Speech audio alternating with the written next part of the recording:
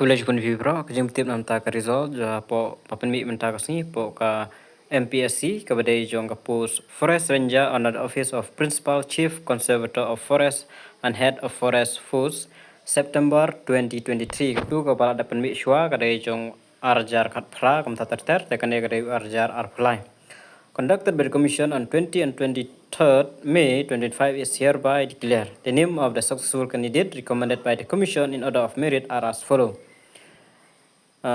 Steve Owat Korba nak on reserve category, Meban Shanbor Sutnga on reserve category, Apia M Sangma Garo, Theophany Talang Khasiantia, Wan Prang Hargongor, Frankinson Marwing, Marco Alan Dingdo, Viona Kapiwar, Benjamin Kendaj Khasiantia, Pallabi W Momin, Mangrak Gabil Momin, Diana Diki E Sangma, Diksera B Marak, and Jordan Bangbong Sangma from Garu category.